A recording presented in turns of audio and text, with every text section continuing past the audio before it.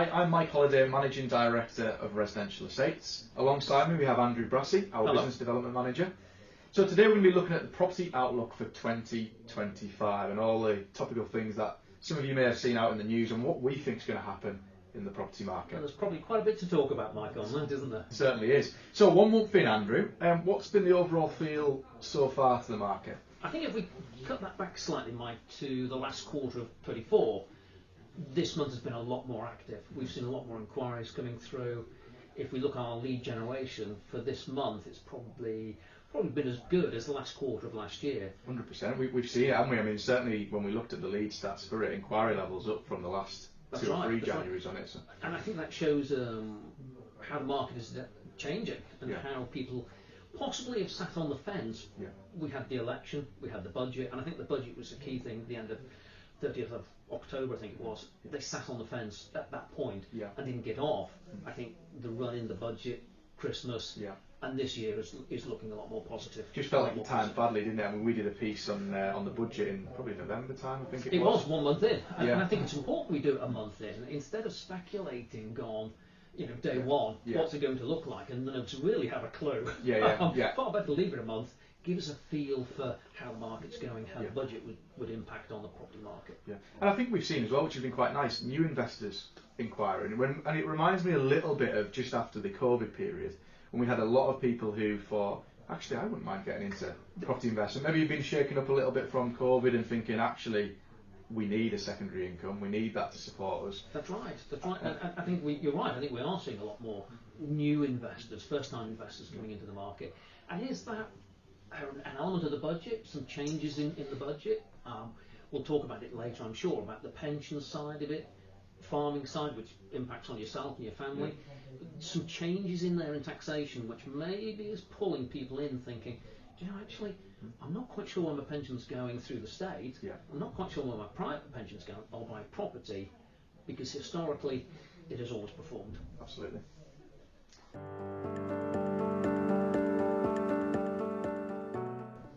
So Andrew, elephant in the room, interest rates. It was a topical thing all of last year and probably a little bit of the year before.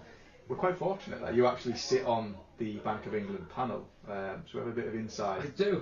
It's not the Monetary Policy Committee, it's the regional branch for the Bank of England, covering North Wales. So as a company we input our perception on the previous 3 months and how we perceive the following 3 months to be. It's grown slightly, the panel. There used to be 5 or 6 of us, there's now 12, so it gives a far better insight into what the bank is thinking and what commerce is thinking, not just property, house builders, leisure, commercial. It's good. It gives us good insight. And what's been the indication from them of what do they think is going to happen with rates? And then we'll, I suppose, touch on how that then impacts property. I think if we look at what the bank think, as opposed to maybe what some of the analysts think, the bank are indicating that there are going to be some cuts. There has to be. The economy is flatlining and they need to get that going. So I think we'll see, from what the bank are saying, a couple of cuts this year. Might be 3, it depends how the economy and how inflation goes, but certainly they're talking about 2.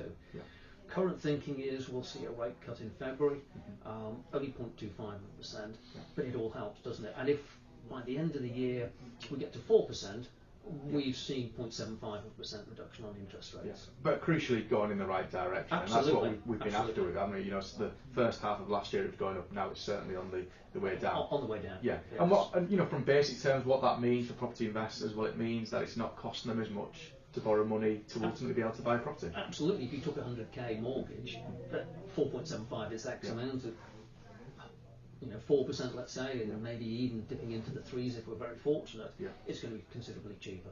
So it will impact on house prices.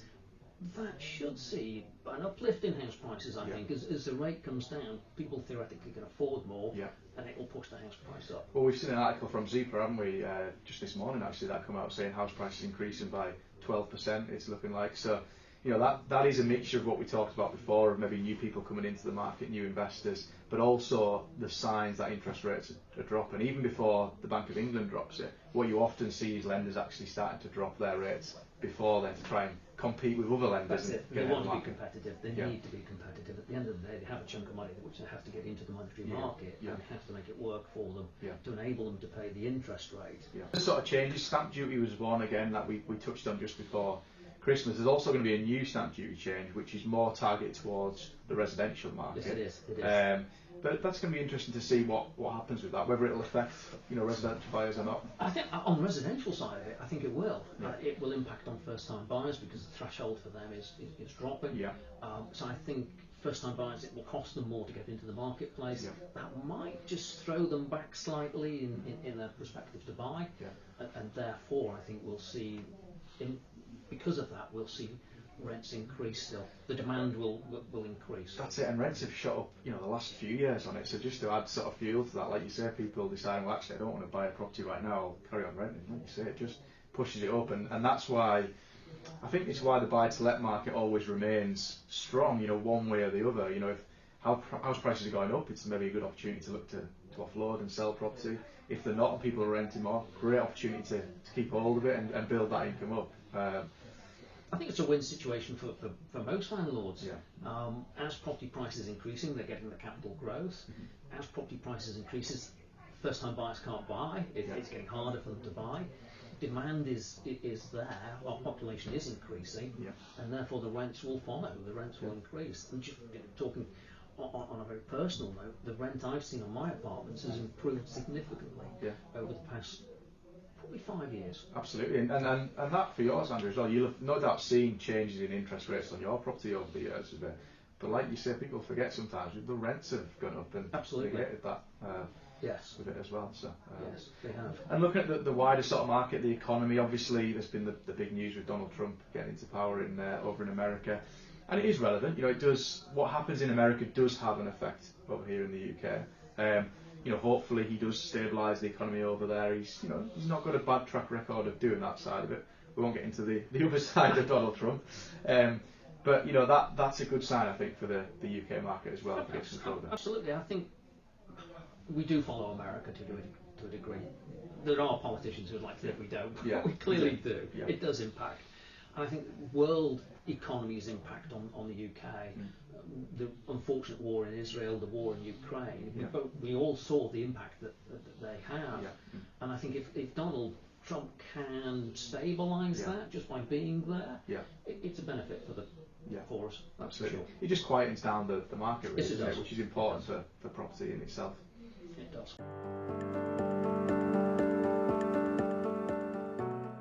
So Andrew, one thing that's never going to go away is the fact there's always going to be high net worth investors out there. There's always going to be people that have got ultimately a pot of money that they want to put to better use and make them a good return. And it's important to look at that when we're looking at alternatives to property. Where else do you put that money, and how well will that do? I think over the years we've seen various alternative investments, if you wish to call them that. Currently it's whiskey, or has been whiskey maybe last year. Bitcoin.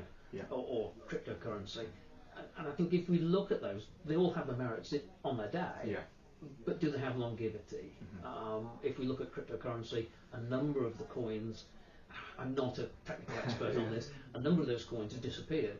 Bitcoin seems to be taking the race. A bit like maybe when VHS, Betamax, and I can't remember, there was a third one, was it Philips? It all came out as VHS in the end, and I think Bitcoin's leading the field in those. But it's so volatile. It can be up thousands per day, and if you are looking to realise that capital on day one and it's dropped, yes, it's a loss. Well, I remember we had an investor that came into the office last year, and we built in their portfolio for them, and they had invested heavily in Bitcoin and stuff. And he said, look, he's not necessarily moving away from it, but it's stressful. It can go so up, it can go so down a bit. And what he liked with property, and when we were talking that to him, is that stability. Is that of it's not going to shoot massively up, massively down and stuff, but you get that real steady income, and if you maintain property over the years, you will do well. And I think that element of stress is an important that is another element in the room.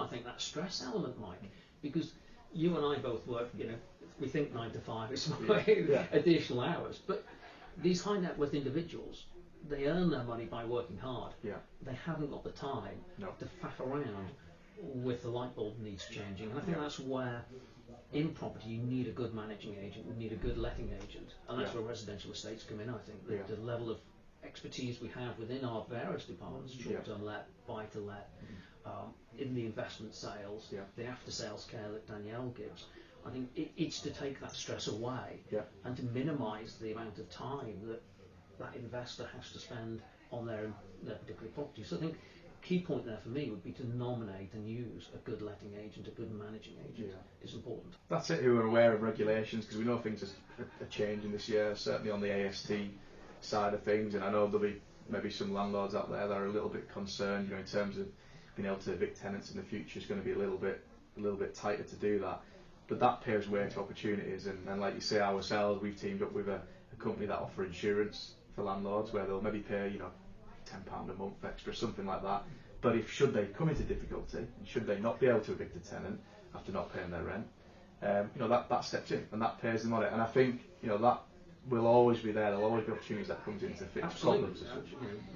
With every situation, there's an opportunity, isn't there? Yeah. And I think what you said there, Mike, is very important. That the fact that with the changing legislation, how does an average landlord keep pace with what is coming in? Yeah. Unless they're a member of a certain body that emails them or notifies them of any change, by using a letting agent, you lose that liability, that responsibility.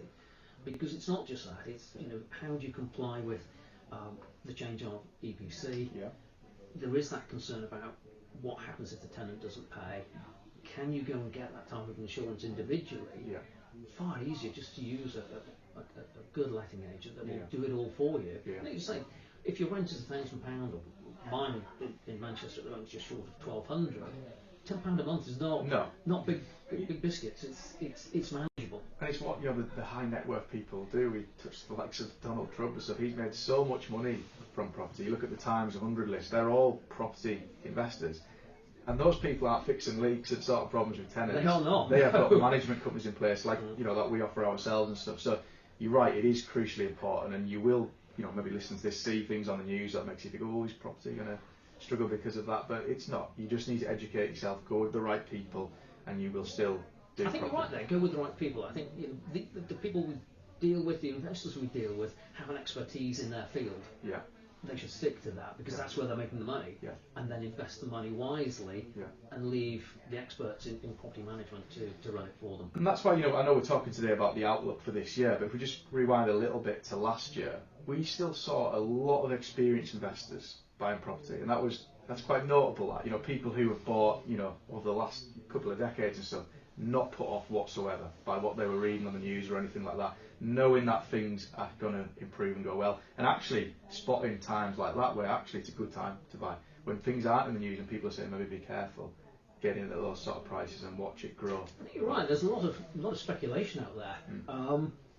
Is that a change in our society? TikTok, Instagram, X, or whatever it's called. Yeah. I don't subscribe to any. So I have no idea. Yeah. But there is so much information out there, and some of it can be immensely misleading. There is nothing to stop an influencer, and I have no idea what an influencer does, apart from trying to influence the market, but they have no knowledge, or very limited knowledge. Number of people talk to these or listen to them. You need to talk to the expert in the field. Absolutely.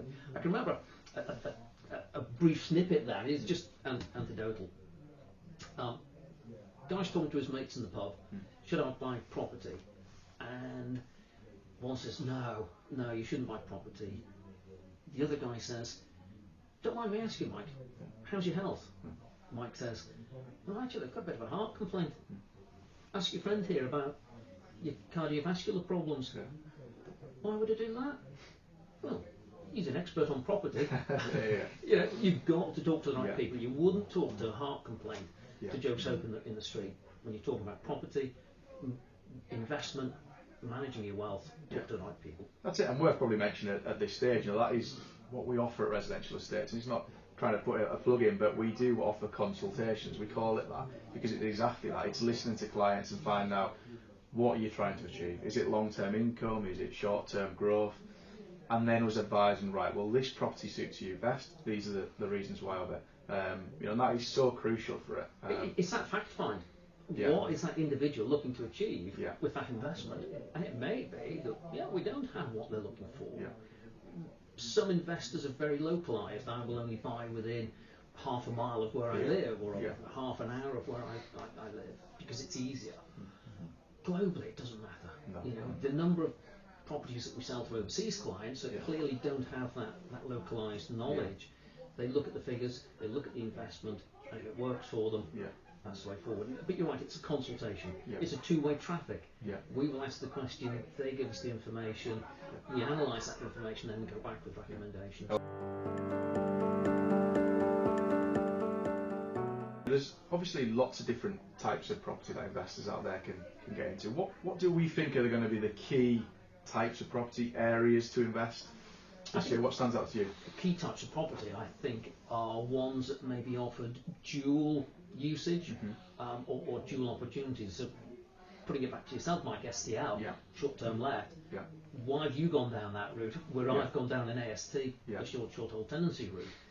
What's the benefit of short-term let? Yeah, it's a good question, and as you say, I just completed on one last week, a short-term let property. I mean, for me, what drew me into it, years ago, was obviously the higher returns. Typically on a good short-term let property, you should double that of what you'd get. So you can double the income, you can double the revenue. Yeah, certainly. If one of my properties, it's a one-bed apartment in Chester. Typically that would fetch around £750 a month, whereas when I run it as a short-term let, you normally get the £1,400–1,500 a month on it. So substantial increase then. Yeah, certainly ticks those boxes of it. And I know we're going to do a piece on short-term let properties in itself and how popular they are, but I think you're right, and as I say, practice what you preach. So that's the reason I've chosen that. I think it'll be a big model this year of it. It gives you that dual use because you can switch it back to an AST properties, which I know you focus on yourself. Your property's an AST one. It's AST, and it's purely that because the lease doesn't permit short-term lets. Yeah.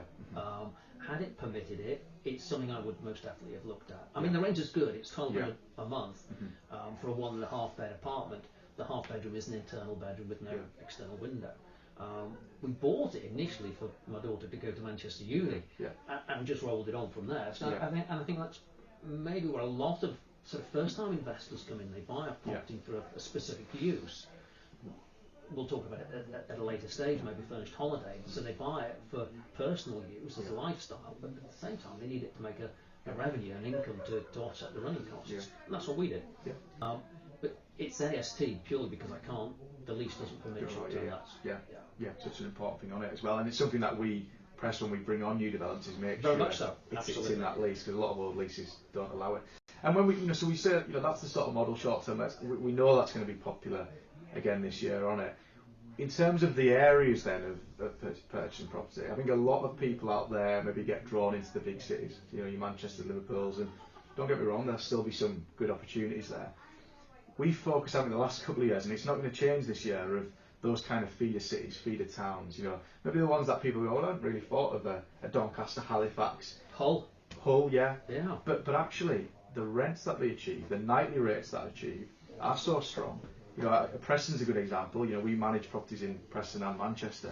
The nightly rates aren't too dissimilar, but yet you're going to pay double the price if you buy an apartment in Manchester as opposed to one in I think that's a key point there, Mike, that the regional cities or even the secondary cities, and I don't want to decry any of the cities, but likes of, it's not a city, but Doncaster, Hull, Preston, on the periphery of major conurbations, likes of Preston feeding off Manchester maybe, Hull feeding off Leeds possibly.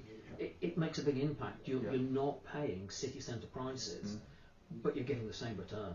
Sorry, not the same return, you're getting the same rent, which increases the return ultimately. And I think it's worth sometimes just look into regeneration of areas. There's so much stuff out there on the internet that you can find. There was one that came out yesterday about Doncaster Airport and how that's been reopened, and which was music to our ears. Obviously we have the development that we launched earlier this year in Doncaster. that brings with it revenue, because when works are going on, you've got workers that need accommodation, temporary accommodation. When it's built and ready, you've then got people, pilots, people visiting that'll use it. So, and that is across so many different places, regeneration. That's why we are always looking out for that. And you're right, it's looking for a driver. Yeah. Many years ago, we used to talk about what's going to drive the value, what's going to drive the rents, and you would look for a town, a city that would have that regeneration, and genuine regeneration, where the money is going to go in, and that would drive that side of it. And Warrington is an example. Many years ago with the Gemini retail park, it was meant to be the biggest IT park in Europe, and that did drive the rents. Didn't happen. It's now all warehousing. You've got Amazon, you've got Greggs, Hermes, but it still maintained the value of those properties and the rental side of that property. And it's important, I think, to look for those drives, and Doncaster being a good one.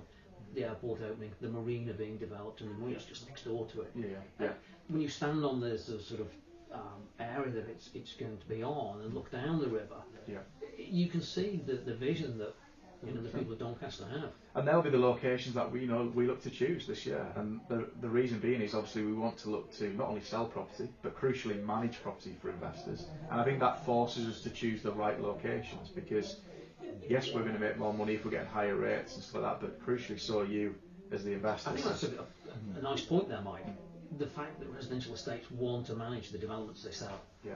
Why would we look to sell something that we can't then manage? And it's important that we offer that holistic service from sourcing, selling, the after sales that Danielle gives, and then the management side that Steve and Natalie offer on the short term let, or the AST side of it. That's good. So as a bit of a roundup then about what we've discussed and what we're expecting to happen this year. Well, as mentioned, it's been an exciting start to the year. We've certainly seen inquiry levels up, which is great. And as mentioned, with yourself, Andrew, sitting on the Bank of England panel, and what we've seen, in the news, we are expecting interest rates to drop this year. How much? None of us are sure yet. And probably they don't know exactly, but it's going in the right direction, which is going to help the market. It's going to bring down those, interest rates, which is going to really help it. So exciting times of it, and that's why we want people to get in touch with us. We want to do consultations with clients. You might be a first-time investor. You might have a small pot of money. It could be 30, 40,000, that sort of amount. We can help you. We can look to source properties for you. You might also be a high net worth investor that's got a large portfolio, looking to maybe diversifying to different areas of the property market. Again, we can help on it. As Andrew touched on before, we cover the whole area of the property market. So we source, we sell properties to people, and we manage properties as well.